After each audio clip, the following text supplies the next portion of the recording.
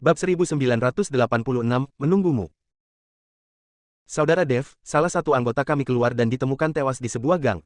Pembunuhnya belum ditangkap. Efron mengatakannya lagi. Wajah Dev menjadi sangat jelek, dan alisnya berkerut. Tunggu aku. Dev membuang kartu di tangannya dan bergegas keluar ruangan. Tak satu pun dari gadis-gadis itu yang berani berbicara. Karena mereka benar-benar bisa merasakan niat membunuh dalam diri Dev. Sister Bella, haruskah kita pergi dan melihatnya? Ellie bertanya pada Bella. Di antara mereka, Bella adalah yang terbesar, jadi mereka semua mendengarkan Bella. Tidak, jangan membuat masalah bagi Dev. Bella tahu jika mereka pergi, mereka hanya akan menimbulkan masalah bagi Dev. Dev bergegas ke Longman tanpa henti. Ketika dia memasuki ruangan, dia melihat tubuh anggota Longman yang terbunuh ditempatkan di dalam ruangan. Dev berlutut dan dengan cermat memeriksa luka anggota itu, ekspresinya serius. Saudara Dev, tahukah kamu siapa yang melakukannya? Efron juga tidak tahu siapa yang akan menyerang Longman. Kalian pasti tahu kalau Longman sudah menjadi sekte terbesar di Kyoto, bahkan menduduki aliansi seni bela diri Kyoto. Ditambah dengan popularitas Dev, siapa yang berani melawan Dev? Tapi saat ini, Dev sudah memikirkan targetnya, dan itu pasti tangan Kazuo Kawaguchi. Tapi agar tidak menimbulkan kepanikan yang tidak perlu, Dev tidak mengatakan apa-apa, tapi berkata kepada Efron, beritahu saya, semua orang di Longman tidak diperbolehkan keluar sendirian di malam hari. Mengerti, Efron mengangguk. Setelah memberi perintah, Dev keluar dari gerbang naga dan berjalan tanpa tujuan di jalan, bertanya-tanya apakah dia bisa bertemu Kazuo Kawaguchi. Dev melepaskan auranya tanpa ragu-ragu, hanya agar Kazuo Kawaguchi merasakannya. Namun setelah 1 jam penuh, Kazuo Kawaguchi tidak ditemukan sama sekali. Dev merasa Kazuo Kawaguchi tidak boleh berani tinggal di kota dalam waktu lama. Bagaimanapun, ini Kyoto, dan Kazuo Kawaguchi masih diburu. Dalam hal ini, Dev berjalan menuju pinggiran kota, dan aura di tubuhnya menyebar bermil-mil. Segera, Dev merasakan aura kuat mendekat. Aura ini milik Kazuo Kawaguchi. Melihat Kazuo Kawaguchi tidak menyembunyikan auranya, dia juga ingin memberitahu Dev bahwa dia ada di sini.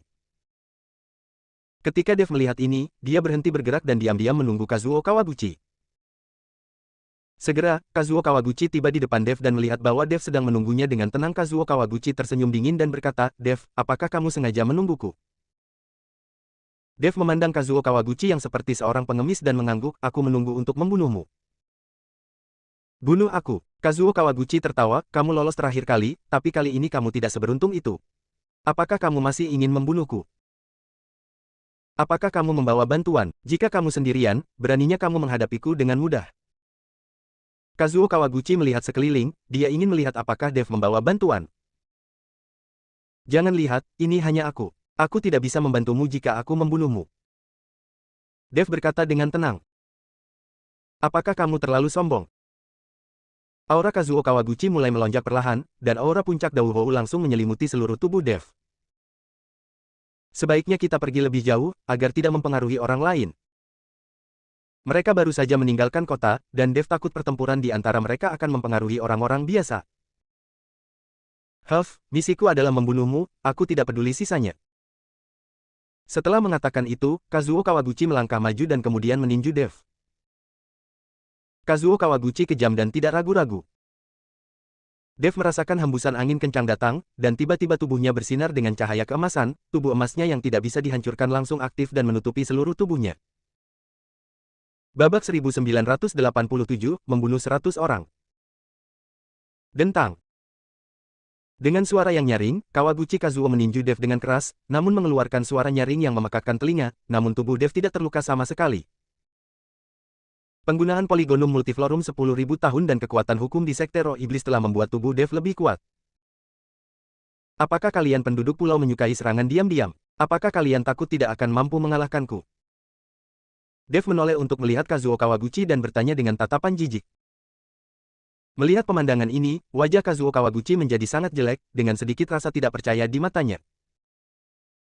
Tapi saat Dev hendak bergerak maju, Kawaguchi Kazuo mengeluarkan katana di tangannya, lalu mengayunkan pedangnya ke bawah, cahaya pedang itu mengandung kekuatan yang kuat dan meledak ke arah Dev. Dev berbalik, menghadap pisau tajam itu, dan dengan tenang mengayunkan tinjunya. Pukulan ini mungkin terlihat biasa saja, tetapi mengandung kekuatan untuk menciptakan dunia. Ledakan. Ada suara yang sangat keras, dan seluruh tanah terguncang oleh asap dan debu. Tanah berguncang, seperti gempa bumi, dan orang-orang yang berada beberapa kilometer di sekitarnya berlari keluar ruangan. Inilah mengapa Dev ingin menghindari tempat ini. Terlalu banyak penduduk di sini, yang bisa sangat berpengaruh pada malam hari. Sinar cahaya Kawaguchi Kazuo langsung hancur oleh pukulan biasa-biasa saja Dev, dan pedang menakutkan itu menghilang. Kazuo Kawaguchi terkejut, tapi saat dia melihat Dev, wajahnya tenang, seolah dia sudah tahu hasilnya. Dev, kekuatanmu sebenarnya meningkat dalam waktu sesingkat itu. Kata Kazuo Kawaguchi dengan wajah dingin. Jika kamu ingin membunuhku, gunakan seluruh kekuatanmu. Dev memandang Kazuo Kushiguchi dengan tenang dan berkata. Kazuo Kawaguchi memandang Dev dan mengerutkan keningnya, kekuatan Dev sepertinya di luar prediksinya. Dev, jangan terlalu senang terlalu cepat. Setelah mengatakan itu, tubuh Kazuo Kawaguchi tiba-tiba meledak. Katana di tangannya bersinar lebih terang, sepertinya menghasilkan kekuatan yang menakutkan. Desir, desir, desir. Katana itu mengeluarkan suara gesekan di udara. 100 orang terbunuh. Kawaguchi Kazuo meraung, dan katana di tangannya meledak dengan semburan cahaya yang mendesak. Dalam sekejap, pedang dan pedang yang tak terhitung jumlahnya ditembakkan ke arah Dev. Cahaya dan bayangan pedang ini mengandung kekuatan yang kuat, seluruh ruang mulai terdistorsi, dan suara terobosan di udara tidak ada habisnya. Kilatan pedang dan bayangan pedang menghantam langsung ke tubuh Dev, menyebabkan munculnya garis-garis api. Inilah ritme yang akan memotong Dev menjadi beberapa bagian. Dang dang dang. Dev tidak mengelak dan membiarkan pedang itu menyerangnya lagi dan lagi. Tubuh emas yang tidak bisa dihancurkan mulai hancur, dan potongan sisiknya jatuh dan menghilang. Pada akhirnya, Dev mengandalkan tubuhnya yang kuat untuk menahan serangan Kawaguchi Kazuo. Hancurkan. Dev tiba-tiba meraung dan cahaya keemasan terang muncul dari tubuhnya. Cahaya keemasan terang langsung menerangi area sekitarnya. Bum bum bum. Bila demi bila masih diayunkan dari katana Kawaguchi Kazuo, mengenai Dev terus-menerus. Dev menahan pembunuhan 100 orang Kazuo Kawaguchi, tetapi pada saat ini tanah di bawah kakinya tidak dapat menahannya dan mulai runtuh, dengan retakan muncul satu demi satu. Boom! Tubuh Dev tiba-tiba meletus dengan bola cahaya keemasan, dan cahaya keemasan yang tersebar langsung mengalahkan pedang Kawaguchi Kazuo. Tempat di bawah kaki Dev langsung runtuh sedalam beberapa meter. Kazuo Kawaguchi merasakan kekuatan menakutkan datang dan buru-buru mundur. Melihat asap dan debu di depannya, Kazuo Kawaguchi sedikit mengangkat sudut mulutnya. Kamu sombong sekali. Kamu benar-benar berani menahan seranganku terhadap ratusan orang tanpa perlawanan apapun. Kamu harus membayar harga untuk kesombongan. Kazuo Kawaguchi perlahan berjalan menuju keruntuhan. Ketika asap dan debu menghilang, Kazuo Kawaguchi menemukan bahwa masih ada bayangan Dev di lubang yang dalam. Babak 1988, itu saja. Di mana orang-orang? Kazuo Kawaguchi mengerutkan kening. Apakah kamu mencariku? Pada saat ini, suara Dev benar-benar keluar dari udara. Kawaguchi Kazuo buru-buru mendongak dan melihat pakaian Dev telah hancur, tapi tubuhnya masih utuh. Seluruh tubuhnya memancarkan cahaya keemasan, seperti dewa. Bagaimana ini bisa terjadi? Kazuo Kawaguchi tidak bisa mempercayai matanya. Tidak ada yang mustahil, kamu hanyalah seekor semut di hadapanku. Apa kamu benar-benar berpikir kamu bisa membunuhku? Dev mencibir. Dev, kamu terlalu sombong. Aku tidak percaya aku tidak bisa membunuhmu. Kazuo Kawaguchi sangat marah dan mengangkat katana di tangannya, dan aliran energi dimasukkan ke dalam katana. Katana itu mulai berdengung, dan kekuatan mengerikan terpancar dari pedangnya. Pergi ke neraka. Kazuo Kawaguchi meraung marah, dan katana di tangannya langsung meledak dengan cahaya yang menyilaukan. Cahaya ini sebanding dengan matahari dan bulan, dan mengandung kekuatan yang menakutkan. Boom! Kazuo Kawaguchi menebas dengan pedangnya, dan cahayanya mencapai beberapa kaki dan menyerang ke arah Dev. Di depan cahaya yang panjangnya beberapa kaki ini, Dev di udara tampak jauh lebih kecil. Tapi Dev menolak untuk menghindar dan masih tertahan di udara. Dalam sekejap mata, cahaya menakutkan itu tiba di depan Dev, dan Dev benar-benar membuka tangannya, seolah menyambut cahaya menakutkan itu. Cahaya itu menerpa Dev, dan saat cahaya keemasan di Dev bertabrakan dan terjalin, seberkas api jatuh dari udara. Dilihat dari kejauhan, sepertinya kembang api besar meledak di udara. Saat cahaya api terus turun, sinar cahaya sepanjang beberapa kaki yang digunakan oleh Kazuo Kawaguchi menjadi semakin pendek. Pada akhirnya, dia menghilang, tetapi Dev masih tergantung di udara. Pedang Kazuo Kawaguchi dikonsumsi secara paksa oleh tubuh kuat Dev. Ini. Kazuo Kawaguchi menelan ludah dan tidak percaya dengan apa yang dilihatnya. Dia adalah puncak dari Great Martial Lord, dan dia akan segera mampu menembus kekuatan Martial Saint. Tapi di depan Dev, dia sungguh tak tertahankan. Dia tidak dapat membayangkan bahwa di usia yang begitu muda, kekuatan Dev telah mencapai tingkat seorang suci bela diri. Apakah ini semua kekuatanmu? Dev menatap Kazuo Kawaguchi dan berkata dengan dingin, jika ini semua kekuatanmu, maka aku harus mengirimmu kembali ke kampung halamanmu. Ah! Kazuo Kawaguchi tampak menjadi gila, terus-menerus melambaikan sinar cahaya ke arah Dev, dan katana di tangannya berdengung satu demi satu. Dang dang dang. Namun, serangan Kawaguchi Kazuo sama sekali tidak mampu menembus tubuh Dev dan langsung diblokir, tidak menyebabkan kerusakan sama sekali pada Dev. Segera, Kazuo Kawaguchi kelelahan, dahinya berkeringat, dan dia terengah-engah. Dengan kemampuan kecil ini, kamu masih berani datang dan membunuhku. Setelah Dev selesai berbicara, sosoknya melayang turun dari udara. Ketika Kazuo Kawaguchi melihat Dev datang ke arahnya, dia menutupi katananya dengan kedua tangannya, matanya dipenuhi rasa dingin, dan dia mengertakkan gigi. Boom! Dev meninju dari atas ke bawah, tinjunya yang besar membawa angin yang sangat kencang. Melihat ini, Kawaguchi Kazuo buru-buru mengayunkan pedang samurainya untuk menghentikannya. Tapi ketika katana di tangannya menyentuh tinju Dev, katana itu pecah menjadi dua bagian dalam sekejap. Kazuo Kawaguchi melihat katana yang hanya tersisa gagangnya di tangannya, dan ekspresinya sangat jelek. Beraninya kamu menghancurkan katanaku, yang merupakan benda kerajaan. Kazuo Kawaguchi meraung. Huff, omong kosong macam apa ini? Itu hal yang kerajaan. Apakah sekuat pedangku? Begitu Dev mengulurkan tangannya, pedang pembunuh naga muncul di tangan Dev. Bab 1989, Ketakutan akan Kematian. Pedang itu memancarkan cahaya abu-abu samar, dan terus mengeluarkan semburan naga mengaum. Begitu pedang pembunuh naga muncul, Kazuo Kawaguchi merasakan tekanan yang luar biasa, dan tubuhnya tanpa sadar mundur dua langkah. Belum lagi tekanan yang diberikan Dev pada Kawaguchi Kazuo, pedang pembunuh naga saja sudah membuatnya mulai merasa takut. Jika Dev mengeluarkan pedang pembunuh naga dari awal, Kazuo Kawaguchi mungkin tidak akan melakukannya, dia akan berbalik dan melarikan diri. Dia tidak menyangka bahwa dalam waktu singkat, kekuatan Dev akan meningkat, dan bahkan senjata di tangannya akan meningkat pesat kekuatannya. Kepanikan melintas di mata Kazuo Kawaguchi, dan dia berkata kepada Dev, Dev, sebenarnya, aku dipaksa membunuhmu oleh keluarga Watanabe. Jika aku tidak melakukan ini, keluarga Watanabe tidak akan pernah melepaskanku. Kawaguchi Kazuo mencari simpati, dia takut Dev akan membunuhnya. Apakah kamu takut? Dev mengangkat sudut mulutnya, bukankah kalian penduduk pulau paling membenci kegagalan? Selama kamu gagal, kamu akan mengeluarkan isi perutmu sendiri. Tidak semua orang di negara kepulauan seperti itu. Saya harap Anda bisa melepaskan saya. Dengan cara ini, keselamatan Anda bisa terjamin. Jika kamu membunuhku, keluarga Watanabe akan terus mengirim orang, dan kamu tidak akan pernah memiliki kedamaian dalam hidupmu. Pikirkanlah dan biarkan aku pergi. Aku tidak akan kembali ke negara pulau, tapi aku akan mengirim pesan ke keluarga Watanabe. Aku memburumu. Selama aku masih hidup, mereka tidak akan mengirim orang lain. Kazuo Kawaguchi menganalisis Dev, dia hanya ingin bertahan hidup. Jika aku membunuhmu, keluarga Watanabe tidak akan bisa mengirim siapapun ke sini. Dev berkata perlahan. Mengapa? Kazuo Kawaguchi tercengang.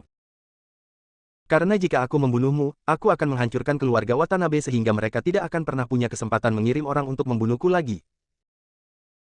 Dev sudah lama berpikir bahwa setelah membunuh Kazuo Kawaguchi, dia akan pergi ke negara pulau dan membasmi keluarga Watanabe sepenuhnya.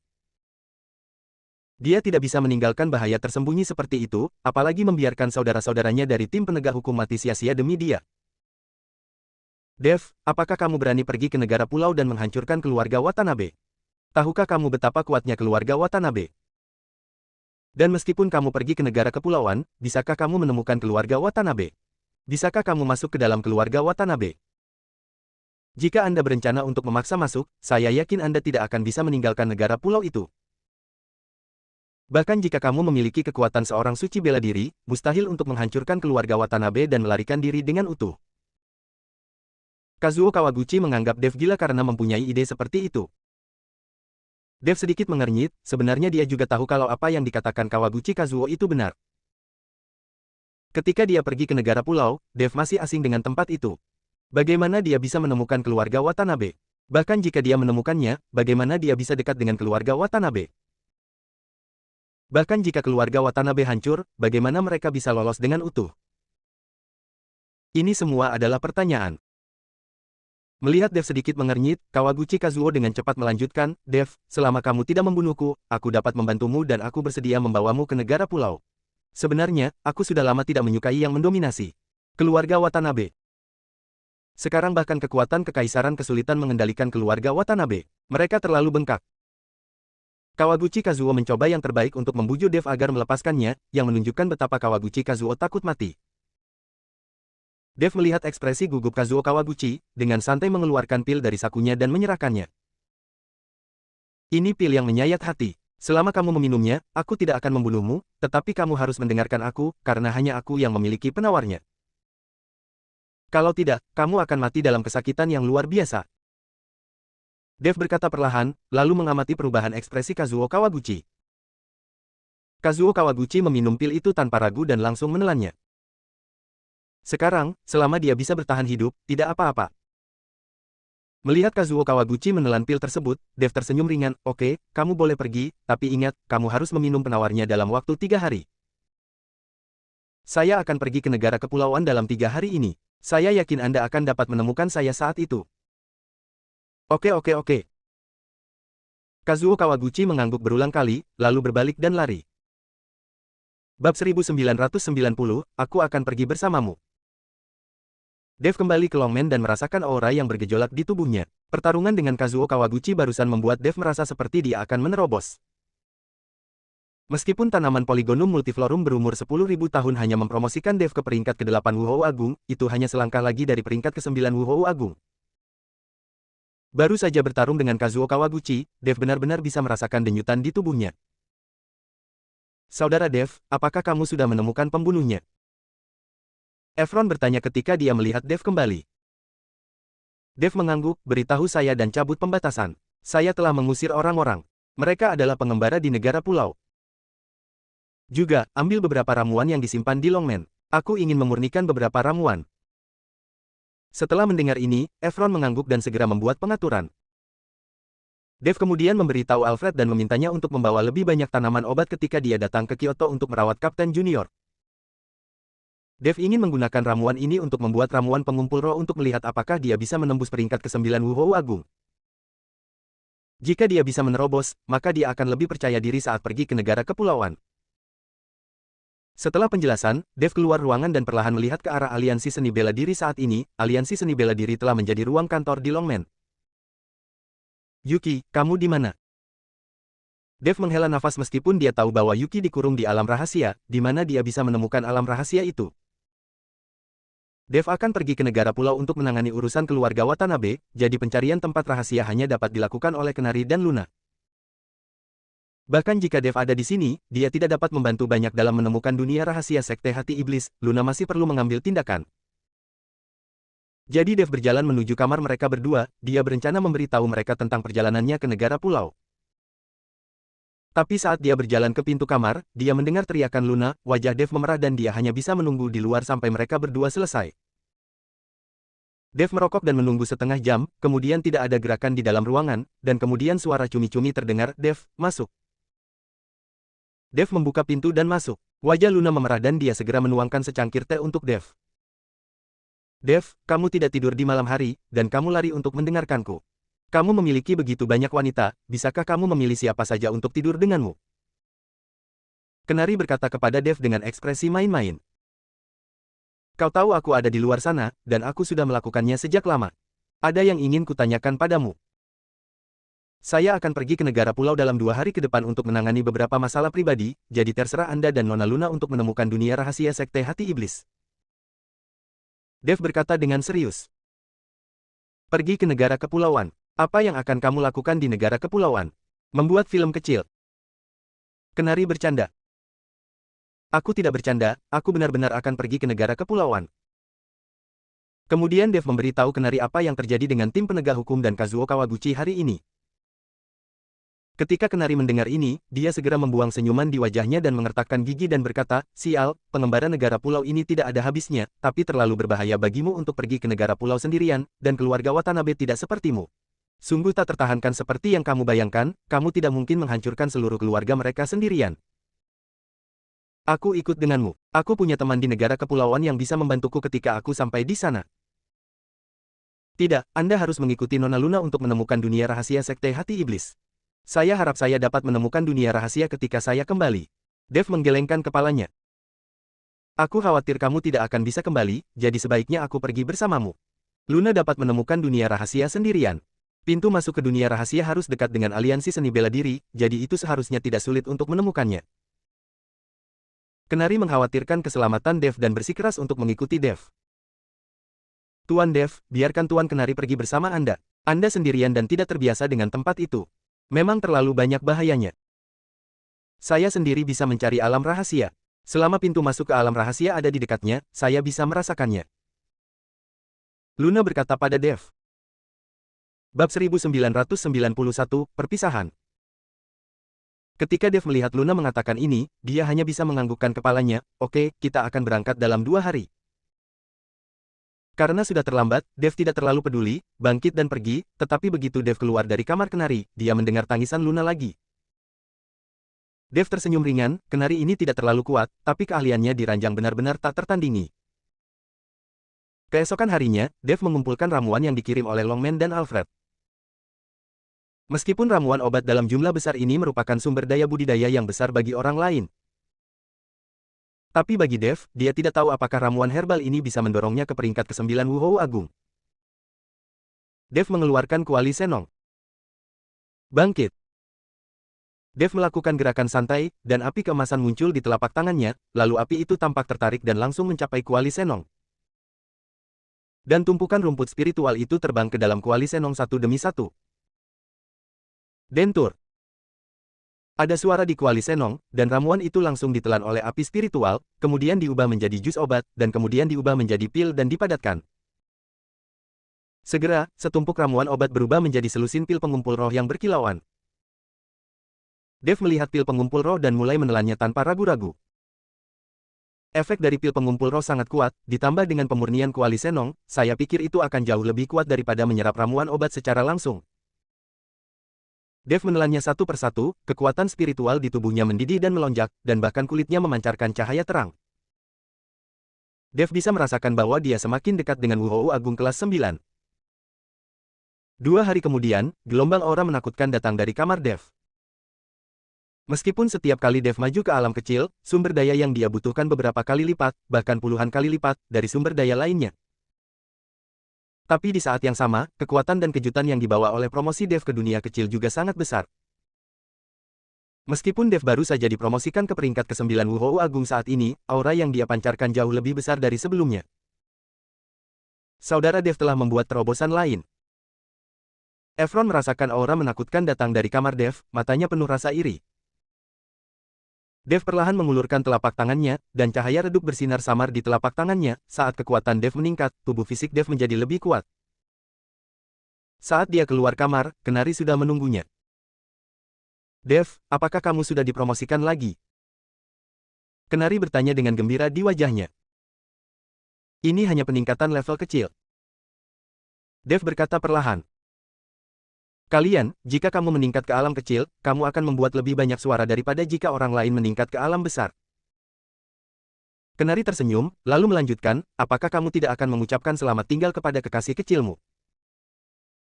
Tidak perlu, itu akan menyelamatkan mereka dari kekhawatiran. Dev menggelengkan kepalanya. Aku sudah berjanji, jika kekasih kecilmu tahu bahwa kamu pergi tanpa pamit, jika dia ingin membuat masalah denganmu, jangan bilang aku tidak mengingatkanmu. Kenari memberikan senyuman yang sedikit bermakna. Melihat ekspresi Kenari, Dev tahu bahwa Ellie dan yang lainnya pasti tahu bahwa mereka akan pergi ke negara pulau. Sebelum Dev bisa berkata apa-apa, Ellie dan yang lainnya sudah tiba. Dev, kamu pergi ke negara pulau dan tidak memberitahu kami. Jika Sister Luna tidak memberitahu kami, apakah kami akan tetap tidak diberitahu oleh Anda? Menurutmu kami ini apa? Kamu tidak ingin memberitahu kami apapun.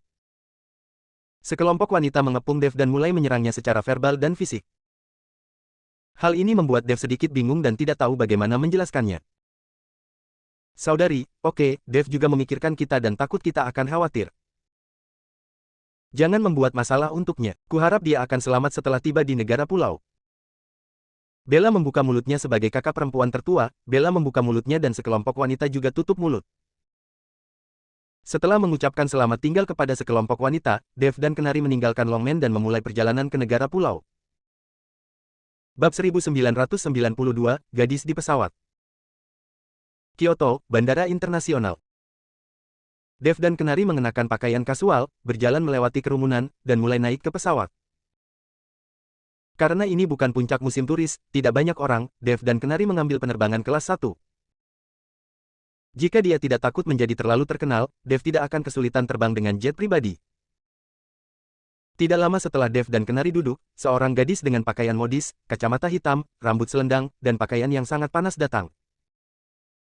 Mengenakan celana jeans ketat di bawahnya, gadis itu sekilas terlihat seperti kakak perempuan, menarik perhatian banyak orang. Gadis itu melepas kacamata hitamnya dan duduk tepat di sebelah Dev. Pada saat ini, ponsel di tas gadis itu berdering, gadis itu mengangkat telepon dengan tidak sabar dan kemudian menghubungkannya. Mulut gadis itu dipenuhi dengan bahasa pulau itu untungnya, Dev memahami bahasa pulau itu dan tahu apa yang gadis itu katakan. Gadis itu pasti didesak oleh keluarganya, jadi dia bersikap tidak sabar. Aku sudah di pesawat. Pesawat akan segera lepas landas. Berhenti bicara di telepon dan matikan telepon. Setelah mengatakan itu, gadis itu langsung mengubah ponselnya ke mode pesawat. Tak lama kemudian, pesawat lepas landas. Dev memejamkan mata untuk beristirahat, sementara Kenari tertidur bahkan tanpa melihat gadis di sampingnya. Tampaknya setelah memiliki Luna, Kenari tidak suka melihat hal lain. Gadis. Halo. Tepat ketika Dev memejamkan mata untuk beristirahat, suara gadis yang duduk di sebelahnya tiba-tiba terdengar. Dev membuka matanya dan menatap gadis itu dengan bingung. Maaf, bisakah kamu membukakannya untukku? Gadis itu sedang memegang sebotol permen karet di tangannya, dan dia mungkin tidak bisa membuka tutupnya. Dev tersenyum tipis, tetapi permen karet itu membuka tutupnya dan mengembalikannya kepada gadis itu. Gadis itu mengucapkan terima kasih berulang kali, lalu mengeluarkan sepotong permen karet dan menyerahkannya kepada Dev, beri kamu satu. Dev tidak menolak dan langsung melemparkannya ke mulutnya. Melihat Dev mengunyah permen karet dan berniat untuk terus memejamkan mata untuk beristirahat, pandangan gadis itu terhadap Dev jelas banyak berubah. Dia mulai menjadi sedikit penasaran dengan Dev. Biasanya, banyak pria yang berinisiatif untuk memulai percakapan dengannya, tetapi sekarang dia berinisiatif untuk memulai percakapan dengan Dev, sepertinya Dev belum suka mengobrol dengannya.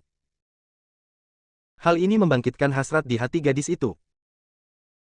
Halo, nama saya Yumiko. Saya dari negara kepulauan dan pernah belajar di sini. Dari mana asal Anda? Yumiko bertanya pada Dev sambil tersenyum.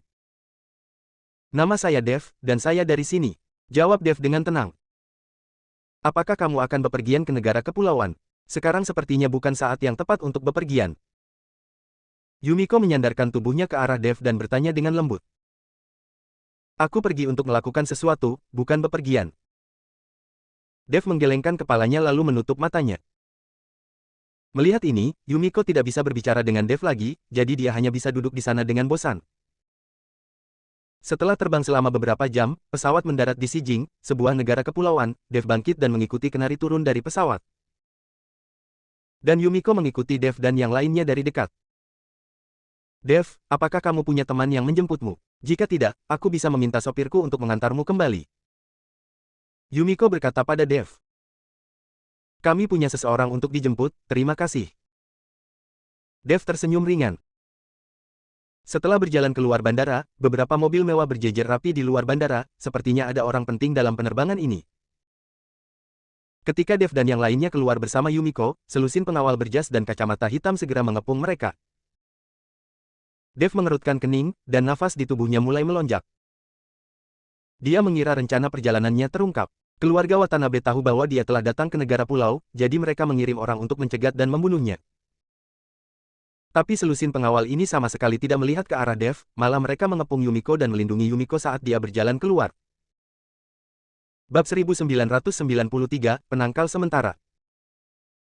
Baru kemudian Dev tahu bahwa orang-orang ini ada di sini untuk menjemput Yumiko, tapi melihat posturnya, keluarga Yumiko pasti sangat kuat.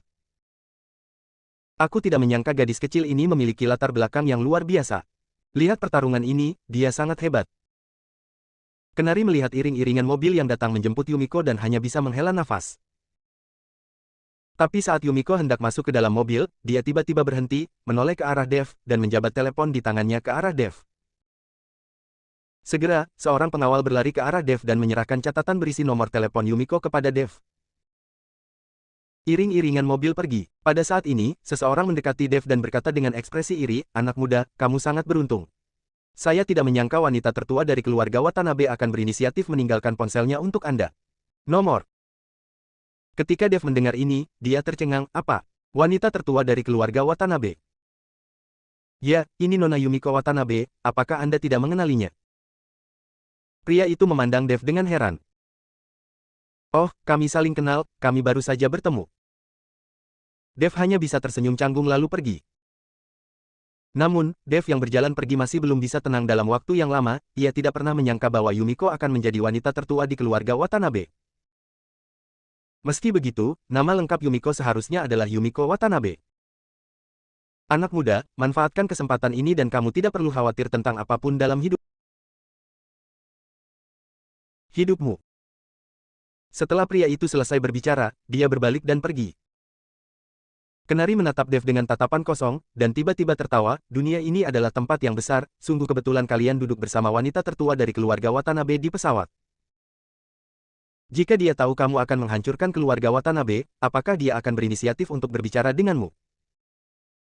Dev tidak menyangka semuanya akan menjadi suatu kebetulan, jadi dia hanya bisa tersenyum tak berdaya.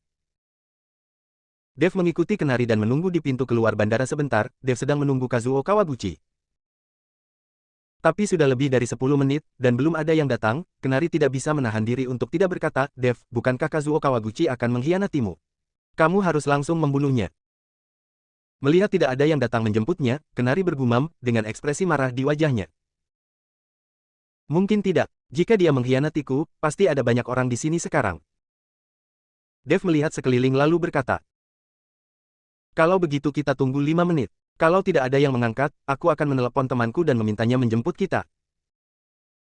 Kenari melihat waktu dan berkata. Begitu Kenari selesai berbicara, seorang pemuda melihat sekeliling dan buru-buru berjalan ke arah Dev. "Apakah kamu Tuan Dev?" tanya pemuda itu. Dev mengangguk, "Ya. Ikutlah denganku, Tuan Kawaguchi memintaku untuk menjemputmu." Setelah pemuda itu selesai berbicara, dia berbalik dan pergi. Dev mengikuti Kenari dari dekat. Segera, pemuda itu membawa Dev dan Kenari ke kendaraan komersial, dan kemudian mobil itu mulai melaju dengan cepat. Setelah lebih dari 1 jam, kendaraan niaga itu akhirnya berhenti di depan sebuah villa.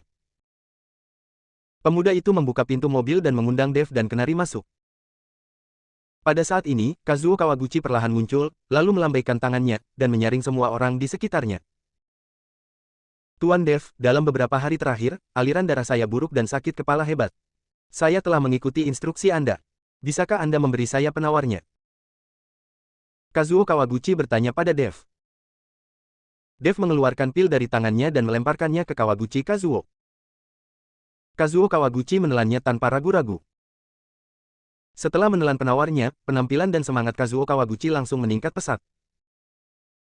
"Kawaguchi Kazuo, penawar racun ini hanyalah penawar sementara. Ini hanya dapat membantu Anda menekan racun untuk sementara. Jika kamu ingin sembuh total, kamu harus menunggu sampai aku memusnahkan keluarga Watanabe." Dev menjelaskan kepada Kazuo Kawaguchi. Kawaguchi Kazuo tertegun, awalnya dia bersemangat, tapi sekarang dia tiba-tiba menjadi kedinginan. Bab 1994, Sejarah Keluarga Watanabe. Namun, ekspresi Kawaguchi Kazuo hanya berubah sesaat, lalu dia tersenyum tak berdaya. Tuan Dev, jika Anda membutuhkan saya untuk membantu Anda, katakan saja apapun yang Anda inginkan, tetapi saya juga berharap Anda akan menepati janji Anda dan pada akhirnya memberi saya penawarnya. Kata Kazuo Kawaguchi. Tentu saja, selama kamu menurutiku, penawarnya akan diberikan kepadamu. Sekarang tolong perkenalkan saya dengan keluarga Watanabe. Saya bertemu seseorang bernama Yumiko Watanabe hari ini. Dia seharusnya menjadi wanita tertua di keluarga Watanabe, bukan? Dev bertanya. Apakah kamu pernah bertemu Yumiko? Kawaguchi Kazuo sedikit terkejut, lalu mulai berbicara tentang sejarah keluarga Watanabe. Keluarga Watanabe merupakan keluarga yang relatif besar di negara kepulauan, terutama di Shijing, hampir menguasai seluruh Shijing, bahkan pemerintah resmi harus memberikan wajah pada keluarga Watanabe. Jika tidak, Kazuo Kawaguchi bisa menjadi utusan khusus, tapi dia juga akan berada di bawah belas kasihan keluarga Watanabe.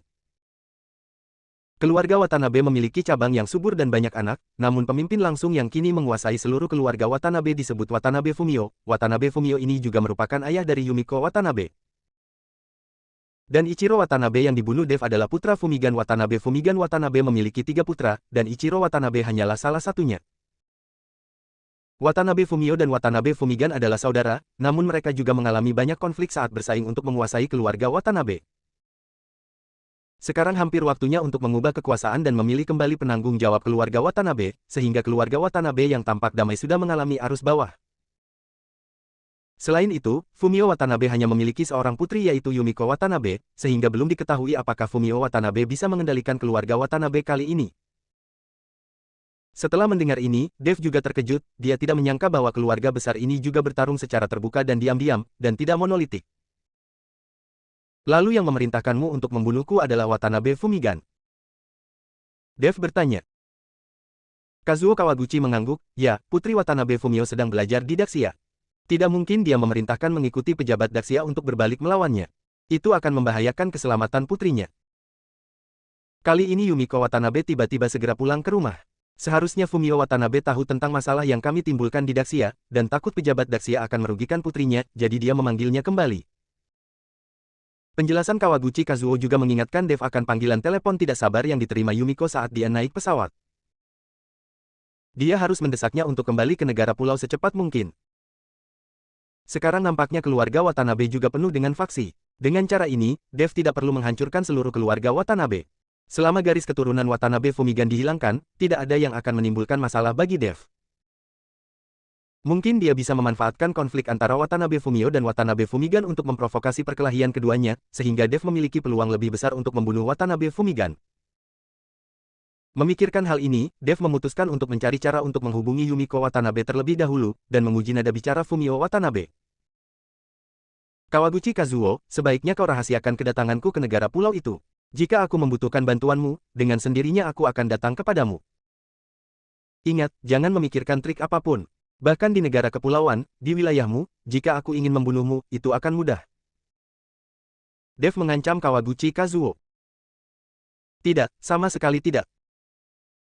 Kazuo Kawaguchi menggelengkan kepalanya dengan cepat. Kali ini dia merasakan aura Dev jauh lebih kuat dibandingkan beberapa hari yang lalu. Hal ini membuat Kazuo Kawaguchi ingin bermain trik, tapi dia tidak berani lagi. Menurutnya, kekuatan Dev agak terlalu abnormal, dan tidak ada yang mustahil bagi Dev. Dev meninggalkan rumah Kazuo Kawaguchi bersama Kenari, dan dibawa oleh Kenari untuk bertemu teman lamanya. Bab 1995, Pemberontakan. Pada saat yang sama, di salah satu villa termewah di pinggiran Shijing, ini adalah rumah Fumio Watanabe. Ayah, kamu bilang aku sedang belajar dengan giat, kenapa kamu meneleponku kembali? Watanabe Yumiko bertanya pada Watanabe Fumio dengan sangat tidak puas. Jangan pergi ke sekolah di Daxia selama periode ini. Juga, jangan berlarian. Tetap di rumah dan tunggu sampai periode ini berlalu. Kata Watanabe Fumio dengan sungguh-sungguh. Kenapa? Kamu tidak mengizinkan aku pergi ke sekolah atau keluar? Apakah kamu ingin mencekikku sampai mati? Aku ingin keluar untuk bermain. Watanabe Yumiko berteriak memberontak. Yumiko, ayahmu juga melakukannya demi kebaikanmu sendiri. Bagaimana kamu bisa berbicara dengannya seperti ini? Kali ini, Ibu Yumiko Watanabe, Kahui Tanimoto, keluar dan memarahi Yumiko. Meskipun Kahui Tanimoto berusia lebih dari 50 tahun, dia masih terlihat sangat muda, dia dan Yumiko Watanabe terlihat seperti saudara perempuan. Apalagi ia dan Fumio Watanabe sedang menjalin hubungan bebas, setelah menikah dan melahirkan Yumiko, Kahui Tanimoto jatuh sakit dan kehilangan kesuburannya. Meskipun keluarga dan Kahui Tanimoto telah membujuk Fumio Watanabe untuk mencari istri dan meninggalkan dia seorang anak laki-laki yang dapat meneruskan garis keluarga dan mewarisi tahta keluarga, Fumio Watanabe menolak.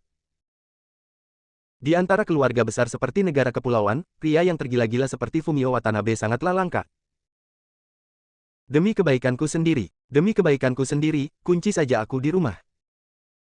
Aku tidak ingin berurusan denganmu lagi. Setelah Yumiko selesai berbicara, dia berbalik dan berlari keluar. Melihat punggung putrinya, Fumio Watanabe hanya bisa menghela nafas. Melihat suaminya seperti ini, Tanimoto Kahui dengan lembut melangkah maju untuk menghiburnya dan berkata, "Fumio, cepat atau lambat putriku akan memahamimu, tapi bagaimana kamu akan menghadapinya di Daxia?" Lalu Fumigan Watanabe pergi ke belakangmu dan menyebabkan masalah seperti itu hal besar. Mereka juga membunuh banyak pejabat. Jika kali ini kita tidak menanganinya dengan baik, saya khawatir ini akan menjadi bencana besar bagi keluarga Watanabe kita. Watanabe Fumio sedikit mengernyit, saya telah mengirimkan utusan khusus ke Daxia untuk menjelaskan situasinya. Watanabe Fumio telah bersaing dengan saya untuk mendapatkan posisi kepala keluarga. Dia tidak akan melepaskan kesempatan ini dalam pemilihan kali ini. Aku terutama takut dia akan menyerang putri kita. Dia tahu bahwa yang paling kupedulikan adalah kamu dan putriku. Jika dia mengancamku dengan kamu dan putriku, aku tidak punya pilihan selain menyingkir untuknya. Jadi kamu dan putrimu harus berhati-hati akhir-akhir ini. Tetaplah di rumah dan jangan kemana-mana. Betapapun beraninya Watanabe Fumigan, dia tidak akan berani masuk ke dalam rumah.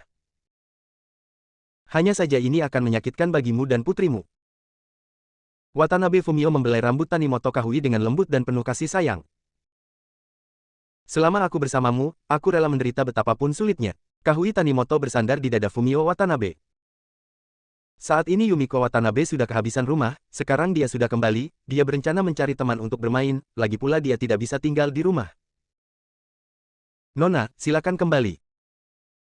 Meski kedua pelayan itu tidak berani menghentikan Yumiko, mereka mengikutinya dan terus membujuk Yumiko.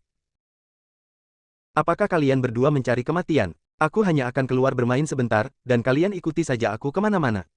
Apa kalian kesal? Yumiko berteriak pada kedua pelayan itu.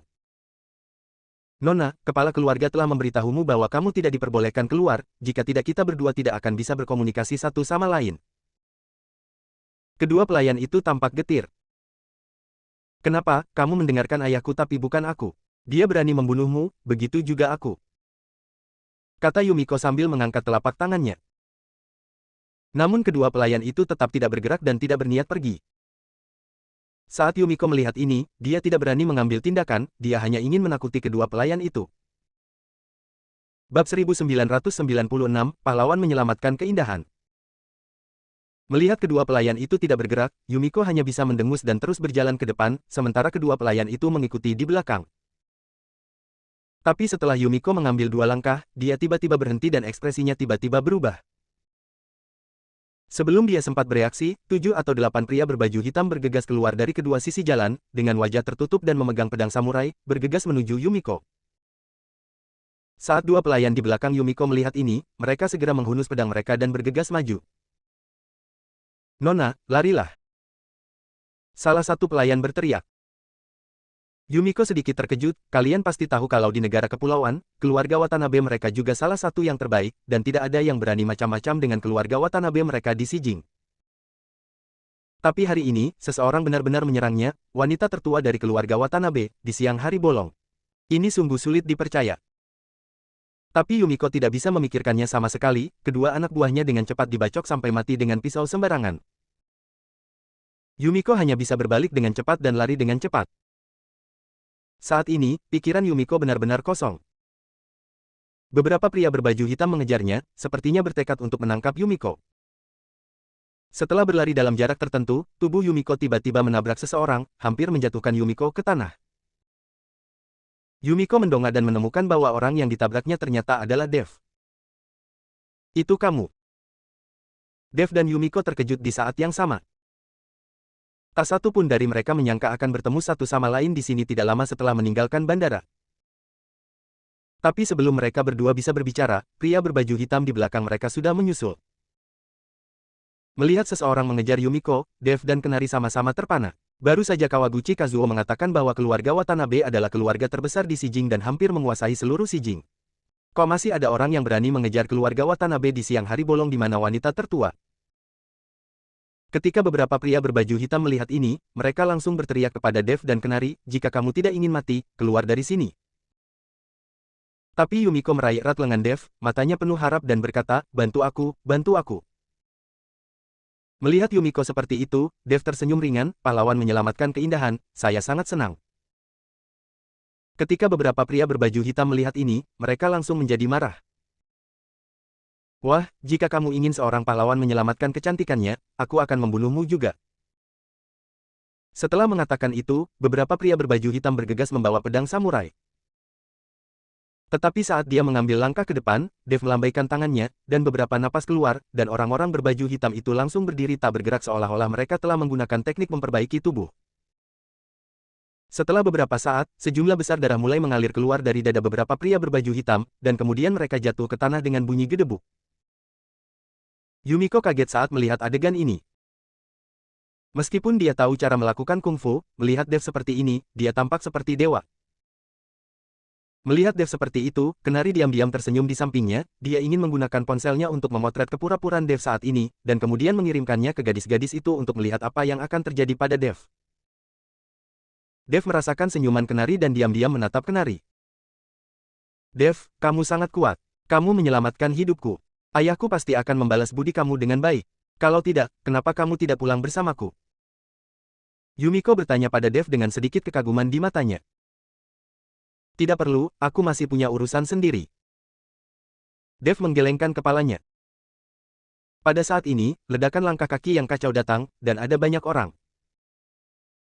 Setelah Dev dan Kenari saling memandang, mereka bergegas pergi. Yumiko menatap punggung Dev dengan emosi berbeda di matanya. "Yumiko, Yumiko!" Watanabe Fumio berteriak dan berlari menuju Yumiko.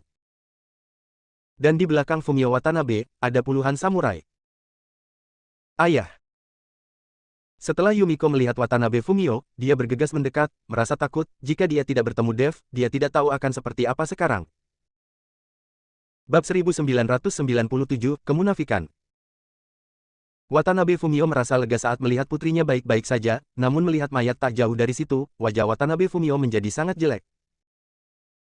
"Yumiko, apa yang terjadi? Apakah kamu membunuh orang-orang itu?" tanya Fumio Watanabe. Yumiko menggelengkan kepalanya, "Tidak." Belakangan, Yumiko memberitahu Watanabe Fumio apa yang terjadi. Watanabe Fumio sangat marah hingga dia tidak bisa berhenti marah, dengan niat membunuh keluar dari matanya. "Yumiko, kamu bilang temanmu Didaxia menyelamatkanmu dan membunuh orang-orang ini, tapi bagaimana dengan mereka?" tanya Fumio Watanabe. "Ayo pergi, saat kamu datang, mereka akan pergi," kata Yumiko. Watanabe Fumio tidak bertanya lagi, tapi berkata kepada anak buahnya, "Bawa kembali semua mayat itu dan cari tahu identitas mereka untukku." Segera, tubuhnya dibawa pergi, dan Yumiko dilindungi dan kembali ke rumah. Dev dan Kenari bersembunyi tidak jauh dari sana, memperhatikan semua yang ada di depan mereka. "Dev, kamu masih menyebutku mesum. Menurutku kamu tidak jauh berbeda denganku. Kamu tidak bisa mengendalikan diri saat melihat gadis pulau, kan?" Kenari memandang Dev dengan ekspresi main-main dan berkata, "Di mana menurutmu, aku mendekati Yumiko Watanabe untuk membobol keluarga Watanabe dan menghancurkan mereka dari dalam?" Dev menjelaskan. "Lalu kenapa kamu tidak setuju untuk pulang bersama gadis kecil itu tadi? Kenapa kamu kabur?" Kenari bertanya dengan bingung. "Ini namanya main hard to get. Jika kita menyetujuinya secara proaktif, Fumio Watanabe pasti akan mewaspadai kita. Kita tunggu saja pelan-pelan. Saya yakin Watanabe Fumio pasti akan menemukan cara untuk menghubungi kita." Dev tersenyum ringan, seolah dia percaya diri. Villa Watanabe Fumio. Melihat mayat di depannya, ekspresi Watanabe Fumio sangat jelek. "Bagaimana kabarmu? Apakah kamu sudah mengetahui identitasmu? Lebih besar dari..." Watanabe Fumio bertanya pada pelayannya. Tuan, orang-orang ini tidak memiliki identitas, jadi tidak mungkin untuk mengetahuinya. Pelayan itu menggelengkan kepalanya. Satu-satunya yang berani menyerang putriku di Sijing adalah Watanabe Fumigan itu. Dia sudah gila demi menjadi kepala keluarga. Watanabe Fumio tahu betul di dalam hatinya bahwa tidak ada seorang pun kecuali Watanabe Fumigan yang berani melakukan sesuatu pada putrinya. Tuan, orang-orang ini menderita luka serius di dada dan meninggal pada saat bersamaan. Orang yang mengambil tindakan pasti sangat kuat. Pelayan itu menganalisisnya. Yah, aku mendengar apa yang Yumiko katakan. Teman daksianya baru saja melambaikan tangannya, dan para pembunuh ini semuanya mati. Dari sudut pandang ini, orang ini pastinya adalah Wu Hou yang kuat, atau bahkan lebih tinggi. Pergi dan selidiki secara diam-diam teman Yumiko dan cari tahu siapa dia. Perintah Watanabe Fumio. Pelayan itu mengangguk, lalu berbalik dan pergi. Saat para pelayan pergi, mereka mendengar ledakan teriakan dan makian dari luar, diikuti dengan langkah kaki yang cepat. Sial, siapa yang akan menyerang keponakan tertuaku? Mereka yang berani menyentuh keluarga Watanabe kita di Sijing hanya mencari kematian.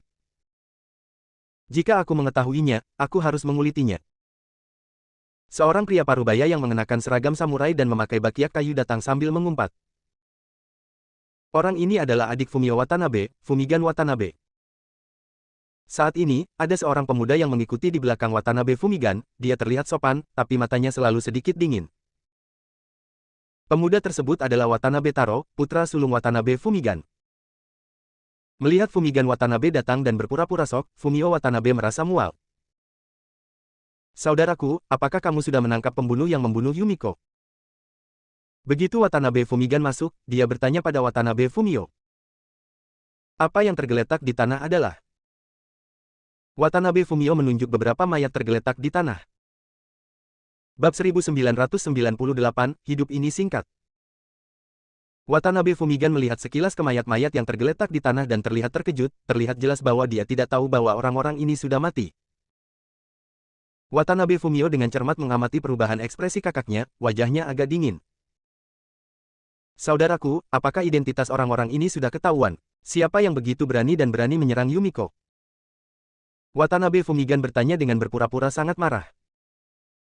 Identitas orang-orang ini telah dihapus dan tidak dapat ditemukan, tapi tidak peduli siapa dalang di balik ini, saya pasti akan menemukannya. Kata Watanabe Fumio dengan suara dingin. Mata Watanabe Fumigan mengelak, dan dia mengangguk cepat, ya, kita harus mengetahuinya. Karena Yumiko baik-baik saja, aku yakin dan tidak akan mengganggu saudaraku. Setelah Watanabe Fumigan selesai berbicara, dia membawa putranya dan pergi. Begitu dia keluar dari rumah Fumio Watanabe, Fumigan Watanabe berteriak kepada putranya Taro Watanabe, kamu bajingan, apa yang kamu lakukan? Siapa yang kamu cari? Kamu hanya sekumpulan sampah. Taro Watanabe hanya bisa menundukkan kepalanya ketika dimarahi. Dia tidak mengerti kenapa dia mengirim begitu banyak orang tetapi pada akhirnya gagal menangkap Yumiko. Sebaliknya, dia terbunuh. Dia masih sangat jelas tentang kekuatan Yumiko, dan tidak mungkin dia bisa melakukan ini. Ayah, mungkin ada ahli yang melindungi Yumiko, kalau tidak, tidak akan seperti ini. Taro Watanabe menjelaskan. Apa maksudmu? Watanabe Fumio sudah waspada dan sudah mengirimkan ahlinya ke Yumiko. Mata Watanabe Fumigan sedikit menyipit. Ya, aku pasti menyadari sesuatu, jadi kita harus mempercepat langkahnya. Taro Watanabe mengangguk. Watanabe Fumigan berpikir sejenak, lalu berkata, pergi dan temukan Kazuo Kawaguchi. Saya ingin membicarakan masalah ini dengannya lagi.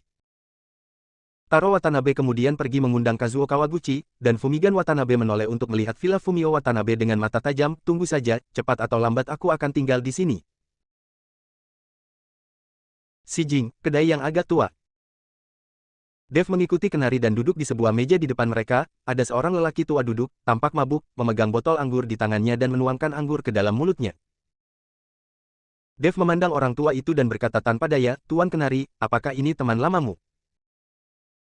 Kenari mengangguk, ya, itu dia. Dia seperti ini, mabuk berat dan kecanduan alkohol. Apakah kamu memberitahuku bahwa dia sangat kuat, bahkan lebih kuat darimu? Kalian berdua, yang satu penuh nafsu dan yang lainnya pemabuk, kalian berdua benar-benar teman baik. Dev tersenyum pahit. Kenari juga tampak malu. Dia melangkah maju dan mengambil botol anggur dari lelaki tua itu dan berkata, Jaden tua, kamu telah berada di negara pulau selama bertahun-tahun. Apakah kamu selalu minum seperti ini? Jaden mengangkat kelopak matanya dan tersenyum tipis, hidup ini singkat, mengapa tidak minum dan bersenang-senang? Setelah mengatakan itu, saya melihat Jaden menghisap dengan ringan, dan anggur di dalam botol yang semula ada di tangan kenari langsung disedot ke dalam mulut Jaden. Melihat adegan ini, Dev menyadari bahwa kenari memang tidak berbohong, kipas tua ini sangat kuat. Karena dalam adegan tadi, Dev tidak merasakan sedikit pun fluktuasi energi spiritual di tubuh Jaden, tidak sedikit pun nafas.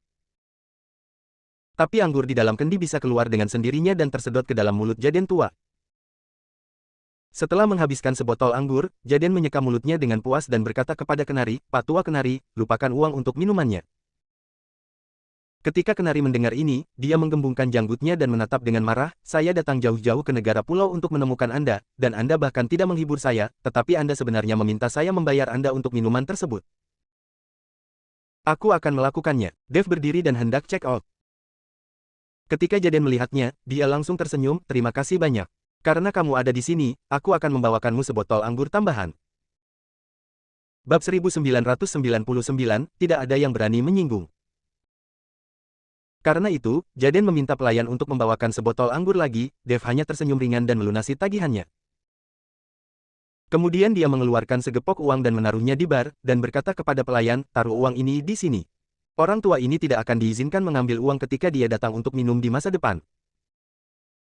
Oke, pelayan itu melihat segepok uang dan buru-buru mengambilnya. "Hahaha, adik laki-laki itu pemberani dan terorganisir dengan baik. Dia jauh lebih baik daripada pria pemilih seperti Pak Tua Kenari. Ayo mengantarmu ke rumahku untuk duduk." Jaden tertawa dan merangkul bahu Dev. Kenari memelototi Jaden tua dengan tajam, lalu beberapa orang keluar dari kedai. Tepat ketika mereka bertiga keluar dari kedai, Dev merasa ada seseorang yang mengikutinya. Tetapi ketika Dev hendak berbalik untuk melihat siapa orang itu, Jaden tua dengan lembut menekan bahunya, "Tidak. Lihat kembali." Ketika Dev melihat ini, dia pura-pura tidak tahu dan terus bergerak maju. Setelah berjalan ke tempat terpencil, Jaden berhenti dan matanya yang kabur tiba-tiba menjadi lebih cerah. "Jika kamu tidak ingin mati, keluarlah." Suara Jaden sangat lembut, namun memiliki daya tembus yang besar, meski jaraknya ratusan meter, tetap terdengar jelas. Setelah mendengar suara Jaden, dua prajurit berseragam prajurit keluar dari tempat persembunyian di belakang mereka. "Sekelompok bocah Watanabe berani mengikutiku." Mata Jaden sedikit menyipit, dan aura pembunuh yang tak terlihat langsung menyelimuti kedua prajurit itu. Ketika kedua prajurit itu melihat ini, mereka gemetar ketakutan dan buru-buru berlutut di tanah, "Tuan Jaden, maafkan saya, kami tidak berani mengikuti Anda, kami mengikuti orang ini." Kedua prajurit itu menunjuk ke arah Dev, tetapi Jaden juga tahu bahwa orang-orang ini tidak berani mengikutinya. "Orang ini adalah temanku, kenapa kamu mengikutinya?" Jaden bertanya. Kedua prajurit itu saling memandang, tetapi tidak ada yang berani mengatakan apapun. "Hah." Jaden mendengus dingin, lalu menghembuskan napas lembut, dan melihat kabut tipis langsung membungkus kedua prajurit itu. "Ah!" Kedua prajurit itu melolong kesakitan. "Tuan Jaden, itu, kepala keluarga kami yang meminta kami untuk menyelidiki orang ini karena dia menyelamatkan wanita tertua kami. Kepala keluarga kami ingin mengetahui detail orang ini." Seorang samurai tidak dapat menahan rasa sakitnya dan buru-buru berbicara. Ketika Jaden melihat ini, dia melambaikan tangannya dengan lembut, dan rasa sakit kedua prajurit itu lenyap seketika, dan mereka semua berdiri dalam ketakutan. "Sekarang aku tahu, dia adalah temanku. Kembalilah dan beritahu anak itu Fumio Watanabe, jangan coba-coba memanfaatkan temanku." Jaden berkata dengan dingin. Saya tahu." Kedua samurai Watanabe itu begitu ketakutan hingga mereka berbalik dan lari. Setelah kedua prajurit itu melarikan diri, Dev dan Kenari memandang Jaden tua dengan kaget. Tak satu pun dari mereka mengerti mengapa samurai Watanabe takut pada Jaden, seorang pemabuk tua yang ceroboh seperti dia. Dia juga berteriak seperti Tuan Jaden. Bukankah itu berarti keluarga Watanabe adalah keluarga terbesar di Sijing dan tidak ada yang berani mengacaukannya? Dalam situasi saat ini, nampaknya keluarga Watanabe tidak berani menyinggung Jaden.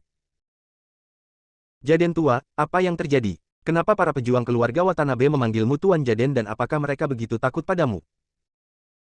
Kenari bertanya dengan sangat bingung.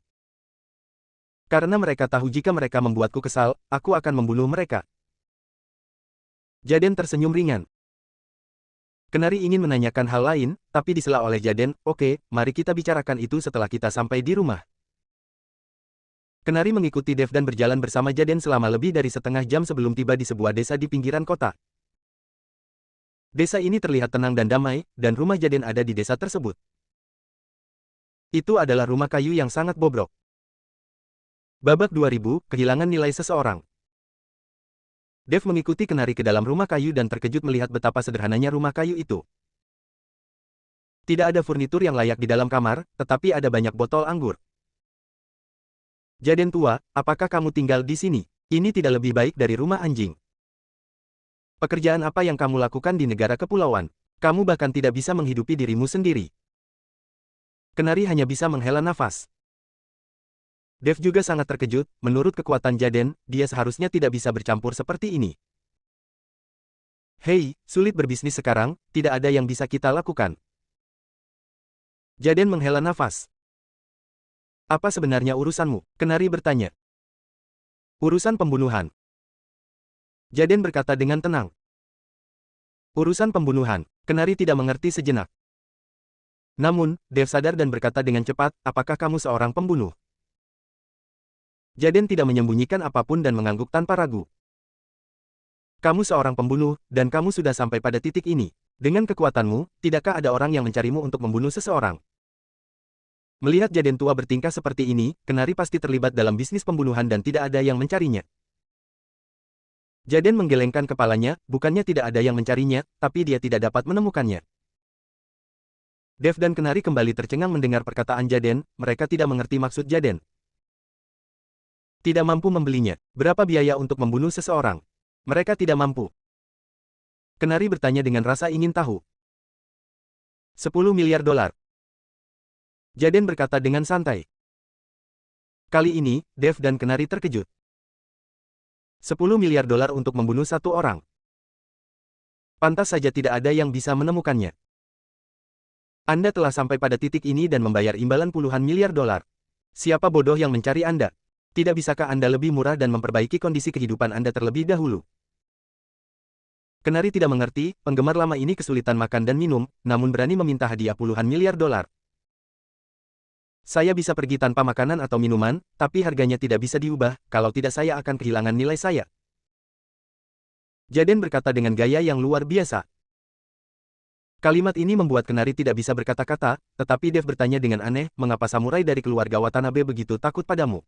Apakah karena upahmu yang puluhan miliar dolar? Tentu saja tidak, karena aku membunuh semua pembunuh di Sijing hanya untuk urusan bisnis, jadi orang-orang ini takut padaku. Hanya saja tidak ada pembunuh di Sijing sekarang, dan tidak ada yang mencariku. Jaden berkata sedikit tidak berdaya. Kenari dan Dev sama-sama terkejut saat mendengar bahwa Jaden benar-benar membunuh semua pembunuh di Sijing hanya untuk mendapatkan bisnis. Ketajaman bisnis baru ini mungkin hanya bisa ditemukan oleh penggemar lama ini. Untuk bersuara, dia membunuh semua rekannya. Dev sangat mengagumi Jaden, sementara Kenari memandang Jaden tanpa berkata-kata. Tuan Jaden, bisakah Anda ceritakan tentang keluarga Watanabe? Saya datang ke sini kali ini untuk keluarga Watanabe. Dev bertanya pada Jaden. Di sini untuk keluarga Watanabe. Jaden sedikit terkejut. Kenari buru-buru menjelaskan dan menceritakan dendam Dev terhadap keluarga Watanabe. Ketika Jaden mendengar ini, dia mengerti dan perlahan berkata, demi membelikanku minuman, aku akan memberitahumu beberapa rahasia yang tidak kamu ketahui. Saat Jaden berbicara dengan fasih, Dev dan Kenari menjadi semakin ketakutan saat mereka mendengarkan. Ternyata alasan mengapa keluarga Watanabe menjadi salah satu keluarga terbaik di negara kepulauan, dan juga keluarga terbesar di pinggiran barat, sepenuhnya karena kuil di belakang keluarga Watanabe. Tahukah Anda, di negara kepulauan, semua orang percaya pada kuil dan bahkan mengorbankan hidup mereka demi dewa yang tidak berdasar. Presiden kuil Chizuru di belakang keluarga Watanabe, dikatakan bahwa jiwa dewa